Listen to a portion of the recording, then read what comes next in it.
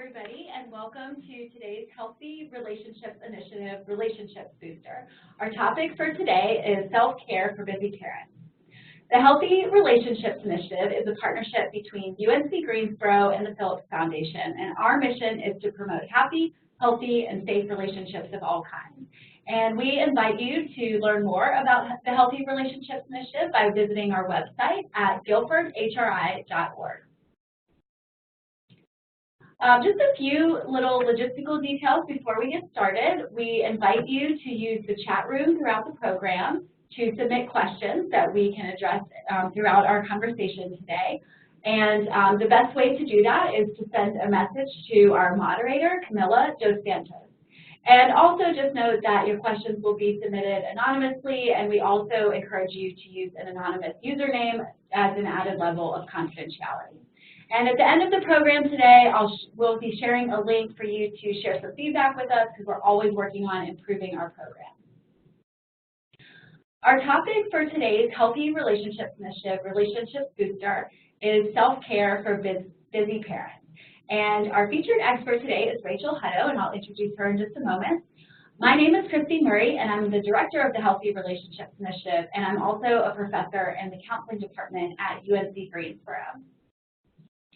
And our featured expert today is Rachel Hutto, and she is the owner of Be Still Counseling in Greensboro. And Rachel, welcome, and thanks for being here. Yeah, thank you. Glad to be here. And I look forward to talking with you today. So before we get started, could you share a little bit about your professional background and especially maybe what was interesting to you about this particular topic of self-care for busy parents? Sure. Thank you. Glad to be here. Yes, I'm a licensed professional counselor. I was educated here, right, in UNCG almost a decade ago is when I graduated. Yeah, it goes by really quickly. Yes. So in that decade, I've been here in Greensboro working with families in all kinds of capacities. So really enjoyed the honor of doing that.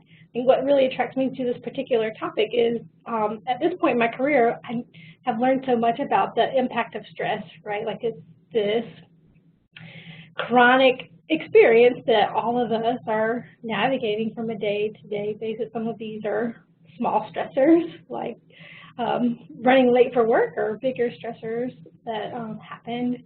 And so I think that this understanding of stress is so important to the necessity, the essential nature of what self-care is. And I think it's really easy to minimize the importance of self-care in the root of the busyness that we get into each day. I think the American Academy of Pediatrics and the American Psychological Association have both indicated that stress is a public health crisis. So that's pretty serious, something that we need to be talking about and supporting each other and doing more well in. Yeah, and so, I know you have a lot of different experience working with a lot of different populations today, that I'm sure from people who've experienced really major traumas to people who are managing a lot of their stress too. So I'm sure you've learned a lot from your clients as well. Yes. And my own work, right? I'm a human too that's navigating all of these things as well. So yes, a dearth of experience from all kinds of folks. Yeah, great. Well, so let's get started with looking at our topic and really trying to understand why this topic is so important. And so, Rachel, through your practice, which is Be Still Counseling, you say that you strive to help people feel at home and at ease within themselves.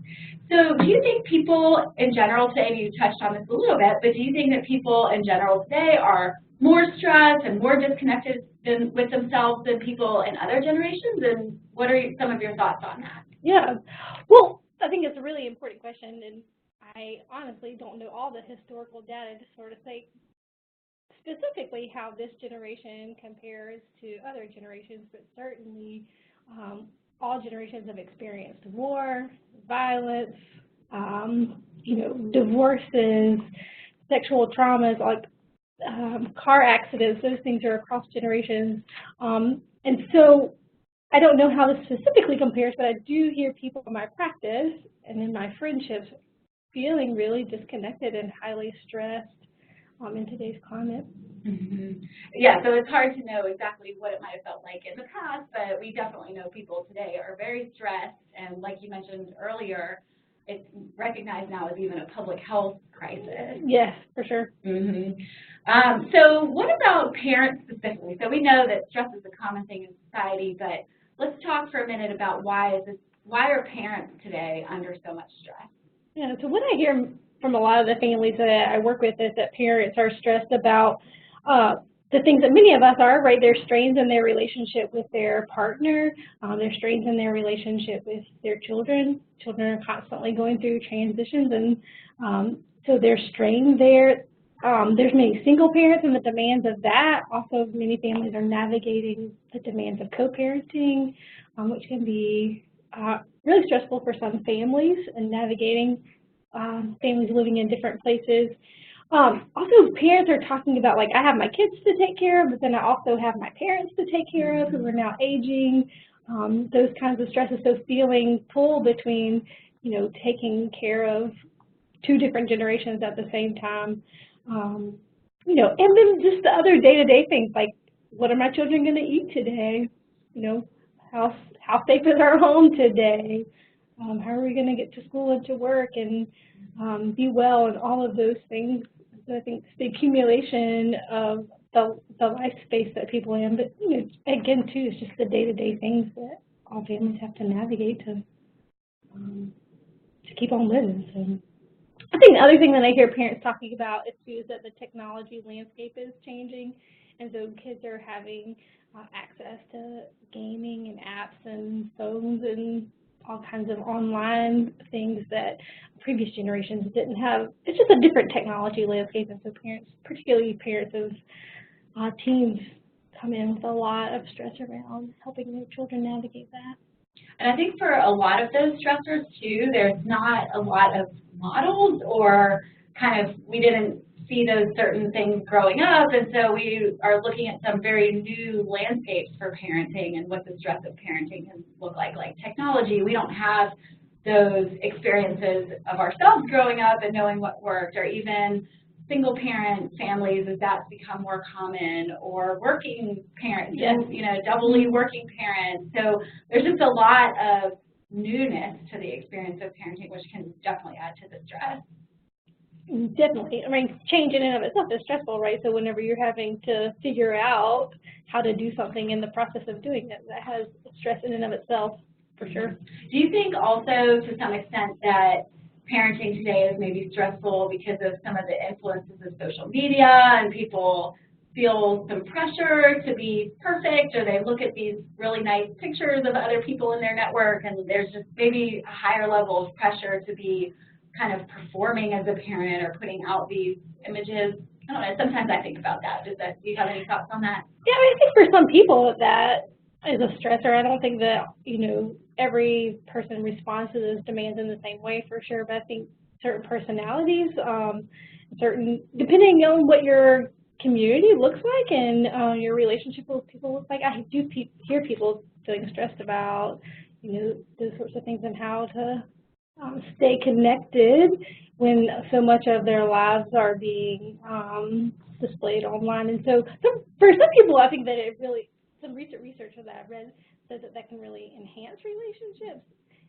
Right, so there's this duality to it, that not everybody's experiencing that kind of stress, but for some people, those platforms can increase stress, and for others, it's, you know, increasing their sense of connectivity. So it's a unique relationship with all this online possibilities. Yeah, it can really depend a lot on the person and kind of what, yep. And so I think that is an important point too, that every parent kind of what their unique picture of stress looks like is going to be very individualized to them, depending on their family structure, their work status, the age of their children, how much technology is an influence, how much social media, how connected they are. And so that seems like an important practical takeaway point already, to think about just really understanding what parents should take some time, I think, to really evaluate what does their unique picture of stress look like? Yes, right, exactly. What is my unique picture? Because I think that one of the things that folks will take away from this time day is that also your self-care needs to look unique to whom you are and what your life space is, right? So when you have this unique picture of how I experience stress or how my family experiences stress, it can help inform what does self-care look like, because there's not one right answer. Yeah, so even just to spend some time reflecting on what are their top stressors for them, maybe why are those things the most stressful for them. So let's move more to talking about self-care and trying to understand that. So I love what you say about sort of helping people to feel at home and at ease with themselves. I know that for me conjures up a certain kind of image, or at least even just a feeling. Could you share what you mean by that, though? Yeah, absolutely. So I think the simplest way to think about this concept is being able to have an experience of a state of being at calm alert, right? So what we know about how we're designed as humans is that is our natural state of existing, right? So when we're not in a stress state, it's natural for us to feel like at calm alert, where I'm sort of engaged with the world, participating in what's happening, but I'm not doing that from an anxious place or a worried place or a depressed place, or right, that I can just engage with that in the way that people often talk about that sort of feeling like fluid. You hear a lot of terms, a lot of people using the term flow these days, right? So I think all of those experiences are reflecting some state of that being at calm alert. So when you're not in a state of reacting to a current stressor, right? So when we experience a stress, we're stressed out about something, but then have the ability to not stay stuck in that stress, but then to return back to this natural state of calm alert. I love that idea of calm alert, because to me it makes me think somebody's equally at peace, but then also has energy. And I think when we think about with parents, a lot of times maybe that feels very balanced to me, whereas I think a lot of parents, as they're responding to stress, they may feel really low energy because they're not sleeping, or they're just really tired from all the demands, so they might not have the alert side of that, or they might be very anxious and feeling kind of a lot of the stress and tension, and that knocks them out of whack for the calm side of things. Sure. Yes. Yeah. Absolutely. So true. Being my parent myself, absolutely that. The real day-to-day demands make having access to both of those hard to do. Yeah. And I think the whole point of this conversation is that with some good self-care, you can return there more often. Right. And you can recognize that, okay, I'm feeling exhausted, or I'm feeling the strain of this, and I don't want to stay stuck here. How do I return, to a healthier way of being, which is closer to that experience of calm alert. And that seems like another really good takeaway. We always, with the Healthy Relationships Initiative and any of our programs, really try to think about sort of easy takeaways, something really simple to put into practice. And I think, how am I doing in the calm alert status right now? I think could be a really great kind of self-check-in for parents. Yeah. Am I calm? Am I alert? And just sort of having that self-awareness around that could be a really useful starting point. Absolutely. You can sort of catch yourself, yes. All right, here's a clue. Yeah. Do I want to stay here, or do I want to do something different? Yeah. Right, and even also kind of thinking about what direction might that go. Do I need more rest, or do I need to do something that's going to help build up my energy, or focus more on helping me have more peace too? Right. So within parenting then, what would it look like for a parent to really feel at home and at ease within themselves, especially even just thinking about a stressful parenting situation? Let's just say you've got a kid who's yelling or screaming or crying for any reason, and that can be very anxiety-provoking. So in the middle of a very stressful moment of a parent, what does that look like to be at home in themselves?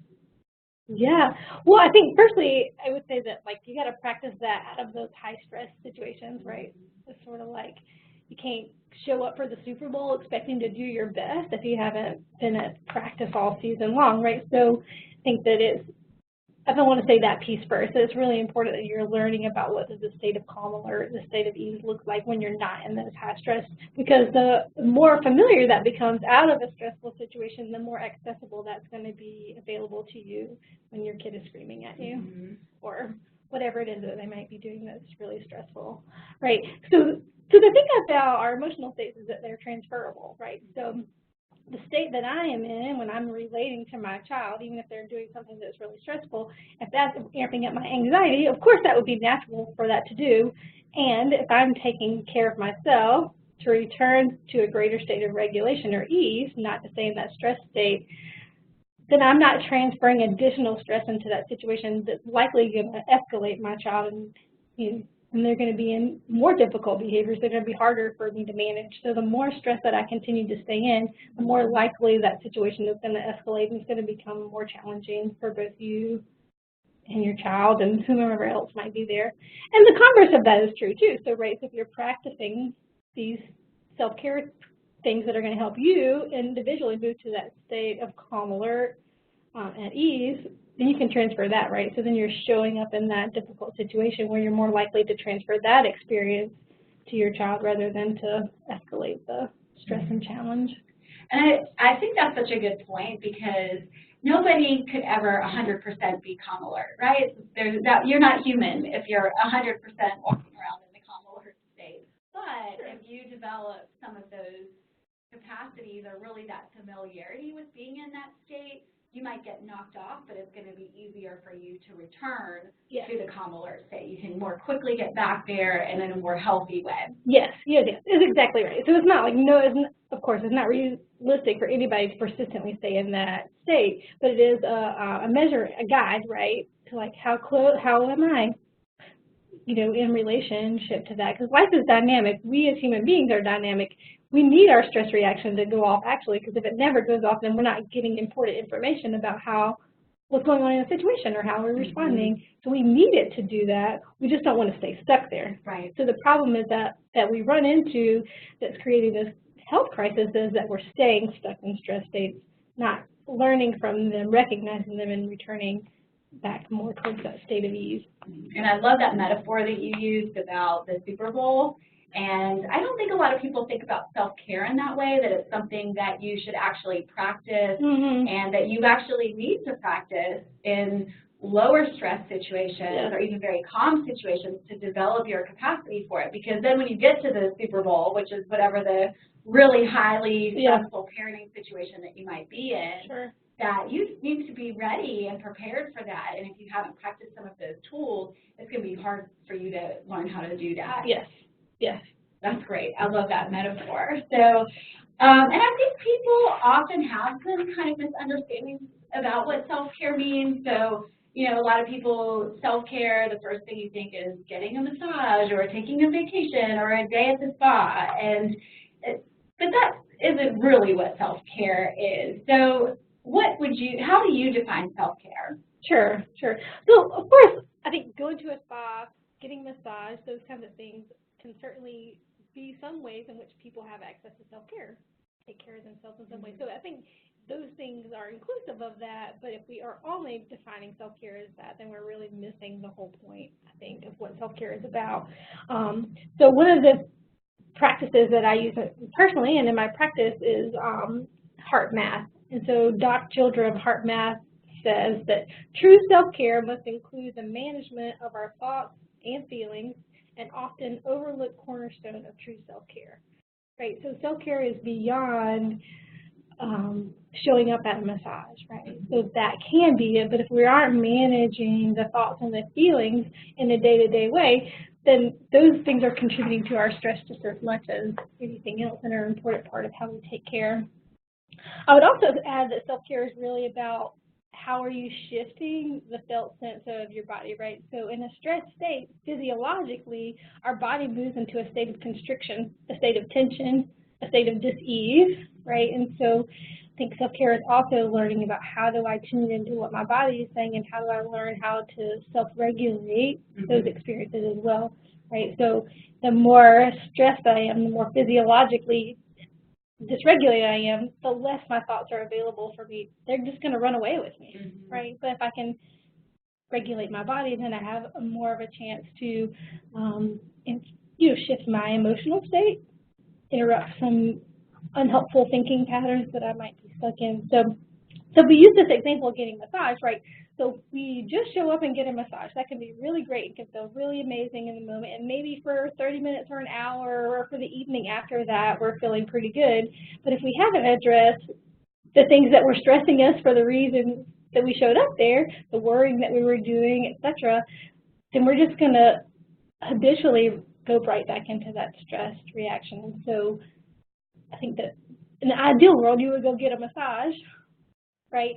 And you would have some coping strategies around how you can shift your emotional state, how you can do your thinking, shift your thinking, how you can self-regulate your body. And you can get a benefit of self-care without even getting a massage if you can also include those other important pieces of self-care.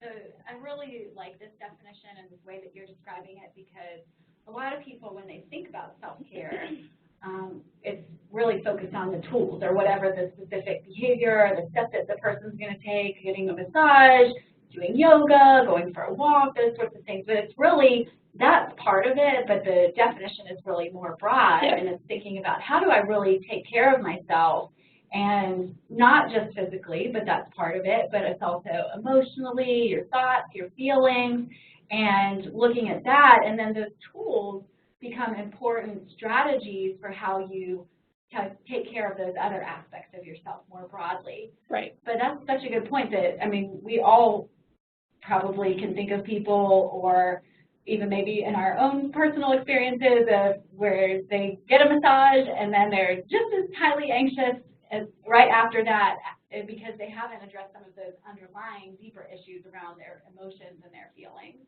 Right. It's sort of like you miss all the benefit that the massage could provide to you, right? You sort of only get to absorb a little bit of what the massage, because massages can be really great, but if I haven't done these other pieces, then I've really sort of missed everything that I could bank from that experience.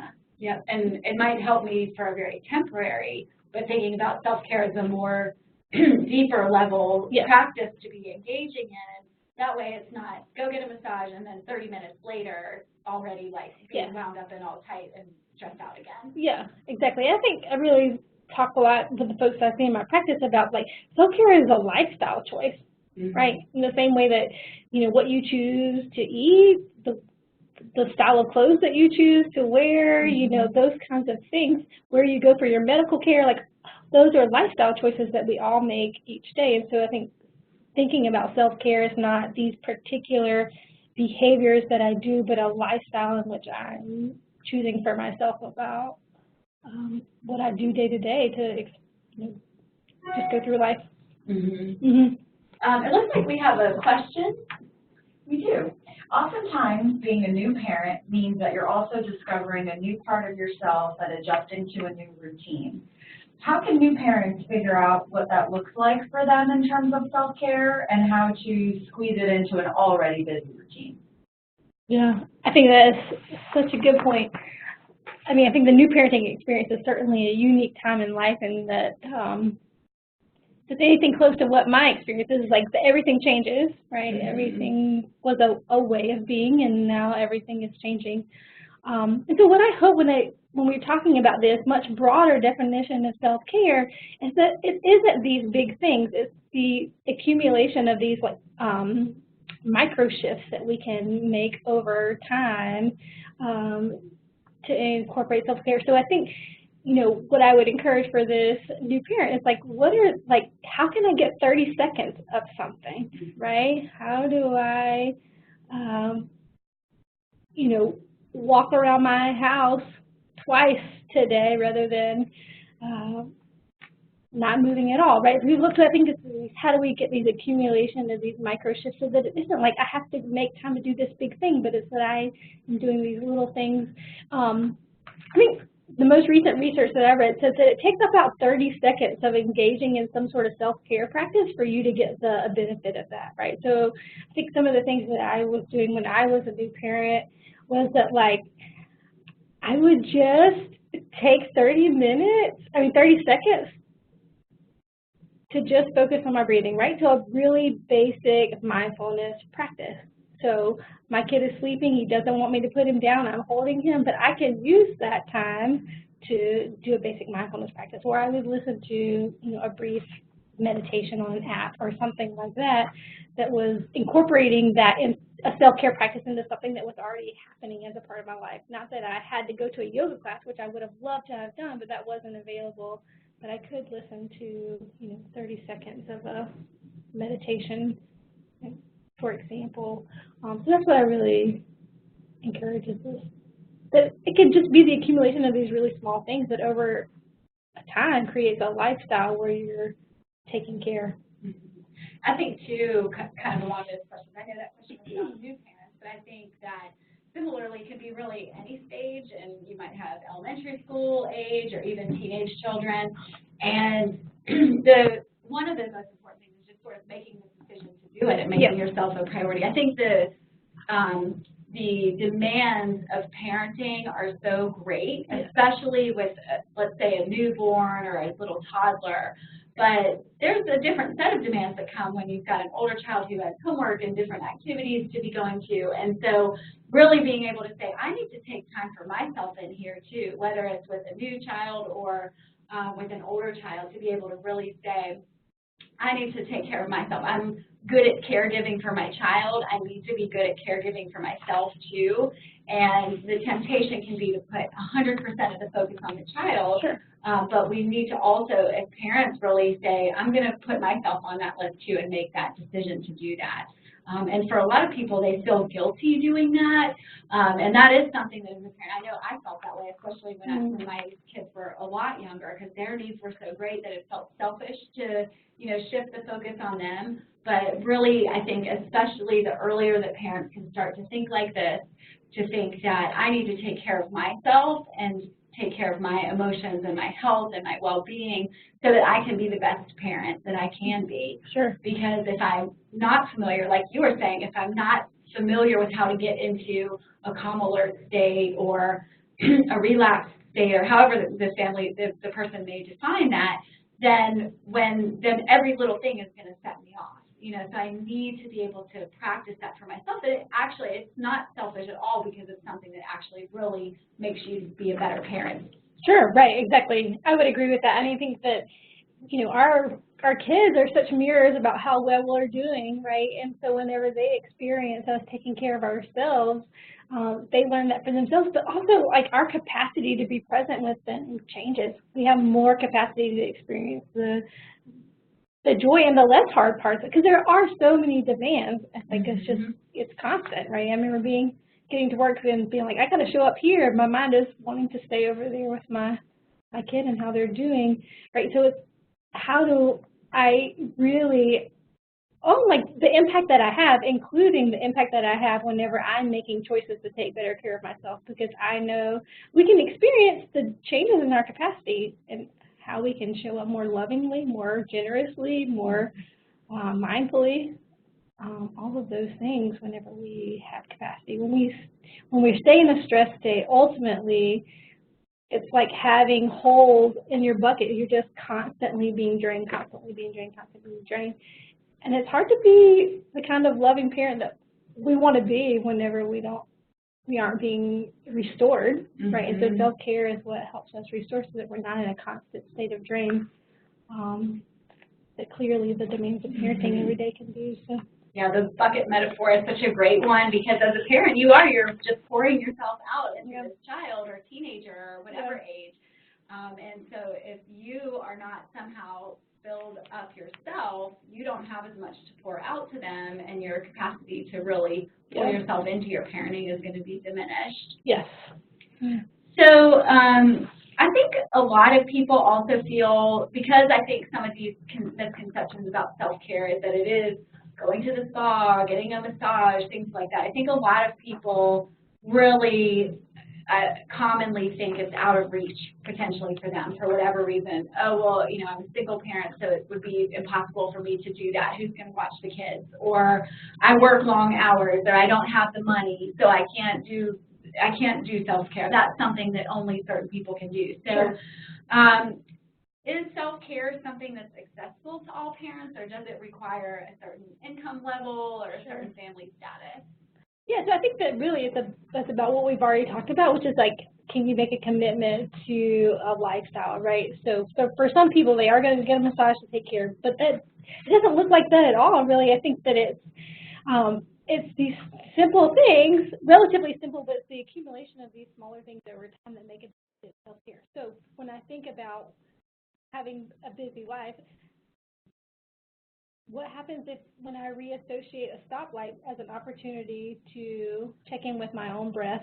We know that breathing activities can help move a stressed body that's in a highly tense state to one that's in more of ease, right? And so if I make that association, I'm sitting at a stoplight for 5 seconds or 3 minutes, like I have that opportunity to use that to take some self-care. So I'm still engaged in the life and the things that I have to do, but I'm making a shift to do that. Or if I find myself being really worried and anxious about something, I can take 10 seconds to count backwards from 100 by 7. And what that does is just interrupts that thought process, right? So it's like I'm less likely to be continuing to feed that anxious thought pattern, which is going to lead my body into being in a greater state of stress and tension, right? So I think most of us, if we get into the lifestyle habit of it, have 10 seconds to take care of ourselves in some way, or the time that it takes us to sit at a stoplight, or on your bus ride home.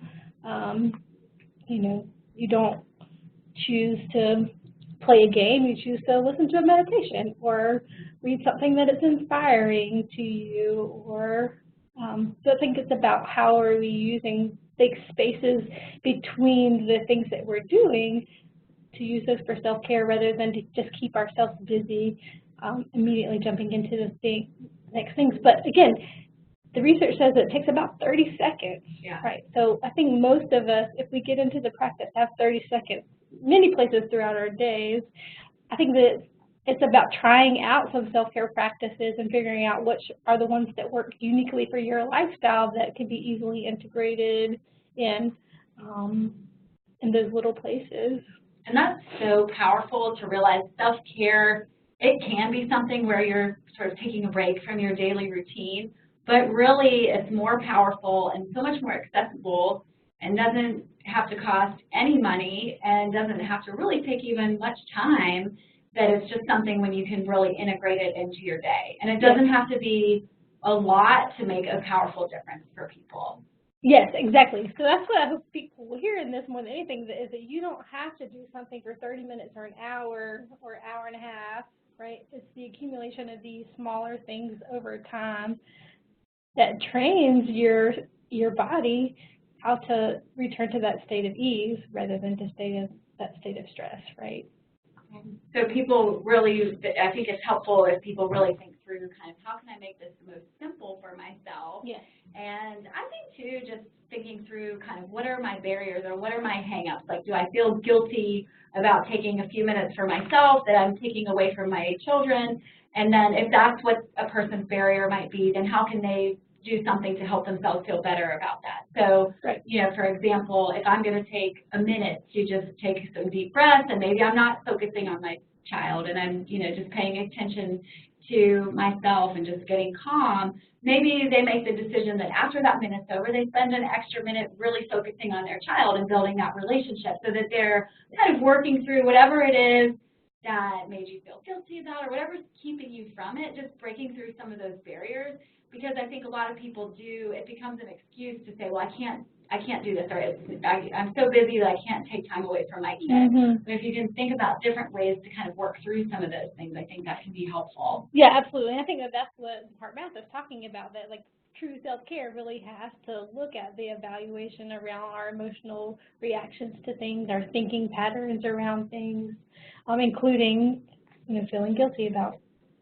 Yeah, for sure. Mm-hmm.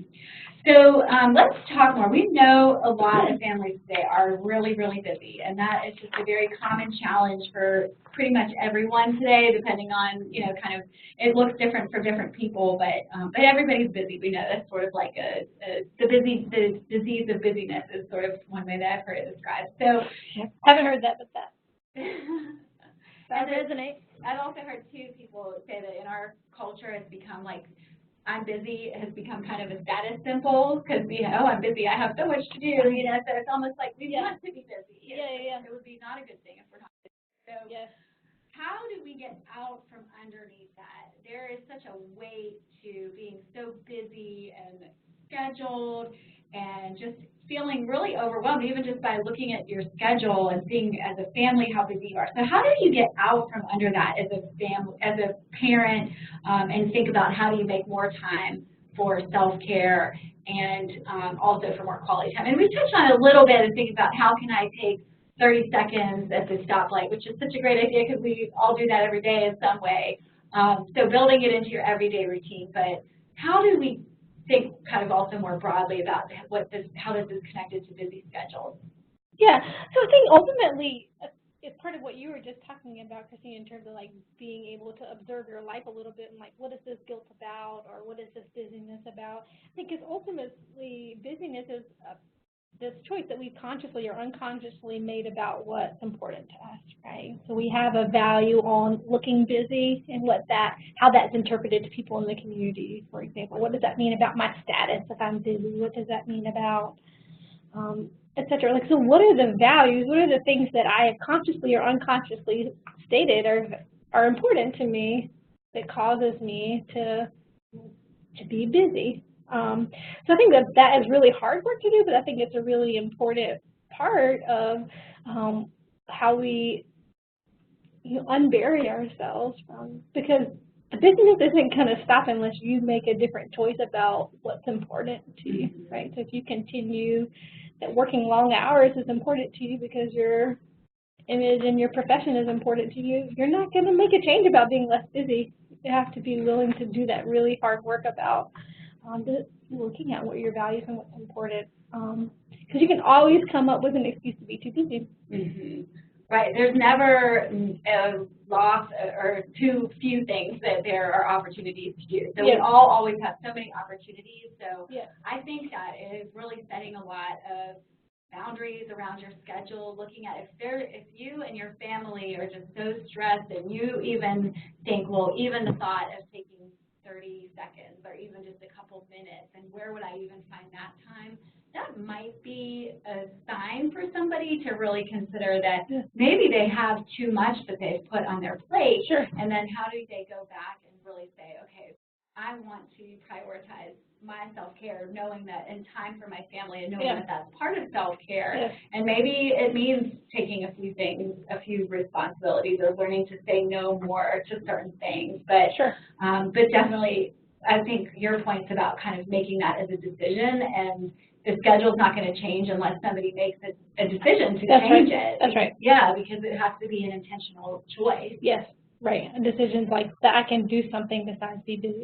Like when I was growing up, my dad used to always say stress is a choice, and I was like, what is he talking about? And then the more that I've lived my adult life and come into this work, that I think that stress is the reflection of a series of choices that we've made. We want to have our kids at swim practice and at tutoring and here and here and here and here, and it's like, golly, and we're just spread so thinly where it doesn't feel like even 30 seconds is available. And again, I think that's really hard work to have to look more clearly about what is my busyness reflecting to me about what I am saying is important. And if I'm important in here too, I have to make it that choice. Yeah, and it might look like even scheduling out time, like when is that one time a week when you could find a yoga class that you could go to, or even not even a yoga class, just go take a 10-minute walk out in the neighborhood. And often people feel guilty or kind of weird about putting themselves on the calendar, scheduling time for themselves. But I think that too can be something that people kind of need to work through. It's a barrier that you need to kind of overcome to say, who says it's weird to put 30 minutes for me to go take a walk at the end of the day? Or, if you could even, I'm thinking, you used the red light example, but you could even put a couple times during the day an alert on your phone to just check in and take a few deep breaths. And that might feel really silly to people who aren't used to thinking like that, but to building that into your schedule too. So thinking about adding things into your schedule that are promoting self-care and then possibly putting more limits around your schedule. Sure. I think it's helpful too for sometimes to take a season. So people might be like, well, I can't take my kids out of all activities, you know, it's important for my kids to be in activities or sports or whatever, and you know, there's only so much you can do about maybe your work schedule. But maybe what if it was for a week or a couple weeks or a month or even just one season of the year where you said, we're just going to take a break, you know, and then think about what we want to add back in. Yeah, I think that's a good point. So whenever you first asked that question, I had two thoughts, right? And one was the one I just said, and then the other one is like, how do we try this out a little bit at a time, right? Like, how do we? Doesn't have to be when we make a decision or when we're trying to figure out what self-care looks like. You might have to practice a lot of different things until you find the unique series of things that works for you and your family, right? Because as we said earlier in this interview, like, there isn't one right answer. Like people have different capacities. We have different demands at different times, right? You have a change of job, like in your family, right? That's going to be a season where you might need to do something a little different. So I think I would really encourage people to just try some things. Right, yeah. A little bit at a time. It doesn't have to be a forever commitment, but what are the things that we can figure out that work for us? And to repeat those things, those little things over and over again to have that ultimately the accumulation of change where we have a breath in our family. We aren't just busy all the time. Right, yeah, creating that space for that. Yeah. So there's this quote that I love from this Nobel Prize-winning author, Herman Hesse. He says, my advice to the person suffering from a lack of time and from apathy is this, to seek out each day as many as possible of the small joys. Right? So that is not adding something else into my calendar. That isn't about like I got to find room in my calendar to go to yoga class or to take a walk. But it's about like that, like from moment to moment, I can make a decision about what's joyful here. And what I'm choosing to focus on. Am I choosing to look at a more stressful, energy-draining aspect of the situation or the more positive, uplifting side of a situation, even a challenging situation? And there, of course, there are some really challenging situations that it's hard to find positive in, but a lot of times, you know, you might be stressing out about something at work or stressing out about balancing work and your children. And of course, those stresses are very real, but if in the midst of that thought process you think, how lucky am I to have a job and a child? You know, that I'm thankful that I have this, and just that gratitude seems like a piece of it too. Yeah, I mean, I think people have been practicing gratitude for generations and generations, but we now have all these neuroscientists that are telling us that it actually does make a difference. But it's a relatively simple but important shift of attention. Like, what in this scenario gets my attention? So I'm experiencing that I'm feeling stressed about this, and I can stay attached to this stress, or I can shift my attention to something that I have gratefulness for. So it's like that's part of that, the mental shifting, right, is that practice of gratefulness that allows us to have the ability to shift attention. When we're in a highly stressed state, we haven't practiced self-care, it's hard to shift that attention, but with the repetition of that, we have more opportunity to do something different. Yeah. Let's see, in terms of, we had a couple more about the scheduling, but I wanted to shift ahead to a couple other pieces. So what other pointers do you have just really generally about self-care? Do you have any other kind of suggestions for the people who are viewing this program that you would add at this point? In terms of like specific practices, or? Yeah, any other specific practices that you would recommend? Yeah, like, so I could talk about them, or we could practice them together, however you want to do. All right, let's practice one together. That sounds fun. I'm a little scared, but let's try it. All right, so we already talked four things that sort of stand out to me. One that was talking about this was the gratefulness practice. And so that one, I think, I mention it because it's important for being able to help make shifts in emotions, right? So getting my attention. But one of the things that I love the most is heart math. So heart math is also a tool that helps us shift our emotional state. So imagining that we just got an email from someone and they messed everything up that we had planned for a meeting, and now we got to redo it all, and it's like in 10 minutes, and we're feeling stressed. Okay, yep, I can easily find myself in that situation. Yes, right. So heart math practice is a couple steps. One is about firstly catching yourself being in that stress state, right? So like you gotta stop for a moment, like, all right, so I'm feeling stressed. But then to shift your attention towards something that you have appreciation or gratefulness for, right? We just talked a bit about that. So it can be anything. I'm grateful that I have water to drink right now. I'm grateful that the sun is shining. So you shift your attention, your mental attention, to something that you have gratefulness for. And then you imagine as if your breath were moving through your heart, right? So we know that literally you breathe with your lungs, but if you could imagine as if your heart were doing the breathing. So you just take a few seconds to hold that appreciation. Or maybe take 30 seconds.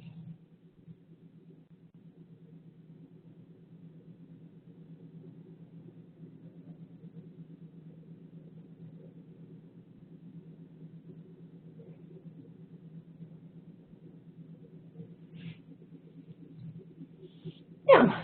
And so then to notice what happens when I take that time to do that. I personally am noticing that my breath is a little bit deeper. I'm noticing that my heart's been beating a little bit faster doing this process because it's just a little anxious for me to be here doing this, but I'm noticing that it's beating less fast.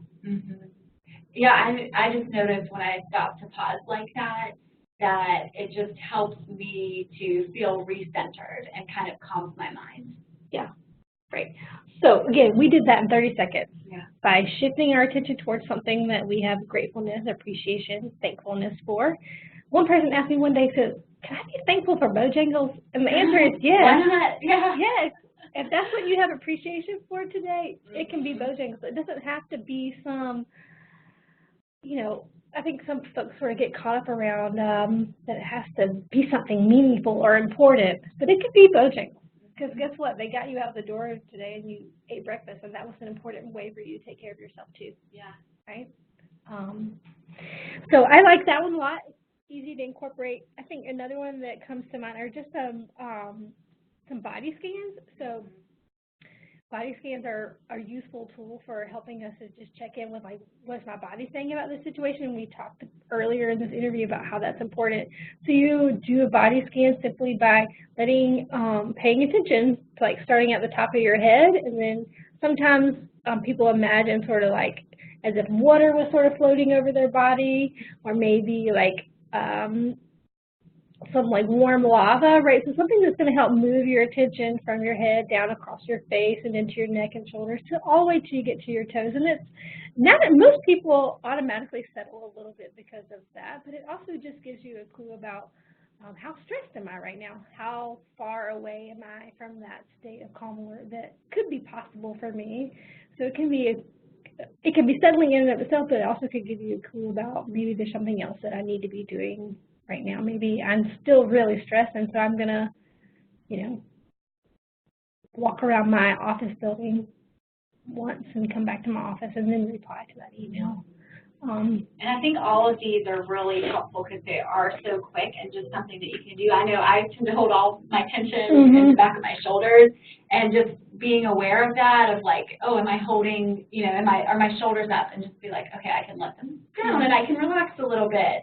And so it doesn't have to be anything major, but I think the example that you gave about the stressful situation of something, is due, there's a meeting in 10 minutes, and oh my goodness, I have to do this. And we would think, oh, I should use every ounce of that 10 minutes to re-prepare for the meeting. Right. But actually, if I take 30 seconds to do the gratitude and the breathing, or to do a body scan and release some tension, then I'll make better use of that 9.5 minutes than I will if I just try to in my stress state. And I think there's parallels in parenting too, because in parenting you may have 3 minutes in the bathroom, you know, before you have to go back out and deal with your child who's having a tantrum or your teenager who's giving you a bad attitude. But if you can make use of the 2 minutes or 3 minutes of quiet time, you know, even take a break for thinking, okay, how am I going to handle this situation or how am I going to respond, you're going to be better able to handle that situation than if you are always trying to do something about the stressful situation. Yes, right. So the more that we do, the more that we're perpetuating that sense of stress and tension, right? And so literally what we know is that neuroscientists are telling us all the time, the more stressed that we are, the less likely that we are to make good decisions, the more likely that we are going to have an emotional reaction that we feel badly about later. Like, I wish I hadn't have screamed at my kid, or I wish I would have been more kind about that, or whatever, right? So the more that we can self-care and regulate first, we're able to show up in ways that it doesn't create more problems. Like in terms of like, now I got to apologize for yelling at them, and that, you know, the accumulation of that happens when we don't settle first. Yeah. And then go ahead. Yeah. And right. And again, it doesn't have to be much. I just hope people can hear that over and over again. It doesn't have to be much for there to be a big impact. Yeah, that's great. Question? Sure. Is it possible for couples to practice self-care together, and do you suggest any specific strategies for couples who may want to try it together? That's an interesting question. What are your thoughts on that one? Yeah, do it. I mean, I think like anything that you can imagine as self-care, sure, do it together. I think that there is a lot of information that teaches us about co-regulation, right? And so if we're parenting together and we have the capacity to regulate ourselves together, to be more in that state of calm alert together, that's going to benefit all of you. I think that and it can only enhance the closeness in your relationship to practice self-care together. So, you know, that could look like things like, we're going to take this pause together and breathe in this way together. We're going to take this walk together. I think also when you have practices as a couple of practicing self-care together, you can help support each other and be like, and not in a harsh kind of way, but like, I'm noticing that you're having a hard time with this. I'm going to encourage you to go take 30 seconds, right? Because you're doing that work together. There's more of a commitment to supporting each other and doing what. So at any given moment, one person in a partnership might have more capacity than the other. Someone's had a more difficult day than someone else. Like, go, I'll clean up the spilled milk. Yeah, I think it's really just kind of along the lines of what you're talking about, just important to talk about that and make that something that you're communicating about, and making that a priority that is shared between couples in a relationship, and so, or partners in a couple relationship. And so, yeah, they can support each other through that. Let them know, I'm trying to practice more self-care maybe. Can you help me with that? Like, let me know when I seem really stressed out. Or sometimes it might be, let's take that pause together. Sometimes it might be, you go take a 2-minute pause, come back, let me take a 2-minute pause, you know, and I think a lot of what we've been talking about today, our focus is really on self-care and parenting, but self-care is just as important in any kind of relationship and couple relationships. And I would say too, the only other thing that I would add about this for in the parenting context is some people are single parents, and so they may not have a partner that's readily available, but I think self-care, a part of self-care is nurturing other types of relationships around them. So it might be making sure they have friendship support or extended family support, who they can be working together in their self-care. Absolutely. Let's see. So as we're coming to the end of our time today, let's just sort of start to think about any more kind of small-scale tips that even busy parents can do to really just kind of start. Like, what's a good first step? If somebody's maybe listening to this and they're thinking, gosh, you know, I have been putting so much focus on my child and maybe my work and other demands in my life, and maybe they feel like they need a complete overhaul. But what would be a good starting point for somebody looking to start to do more self-care in their life? Yeah, so I'm going to just sort of say some things in general and figure out how they fit into your life. But I think things like, can I write down 5 things that I'm thankful for today? Can I start my day or end my day in that way? Can I not get out of bed right when the alarm clock goes off, but to take a few seconds to check in with my breath, to have a positive thought. I've read an article not too long ago that was talking about the stress over the course of a day being highly correlated to how is it that you're thinking about your day to begin with, right? So if you're taking time at the beginning of your day to set an intention or to have a positive thought or something, right? Like, gosh, I'm just really looking forward to it being sunshiny today, right? Like that is not anything specific about the work that I have ahead that day or the parenting task I have about that day, but it's something about the association that I'm bringing in at the start of the day. So that's something that's really relatively simple. You just have to have the intention of doing that. I think taking a few moments to stretch, right? So just like lifting your arms above your head, for example, that in and of itself can be regulating to your body, right? So you can do that in the shower, right? Just have your hands just straight up. So I think that it's about, so there's meditation practices and yoga practices, all these things, but it's about like where is it that I might have enough interest that I could begin trying something, right? It could be,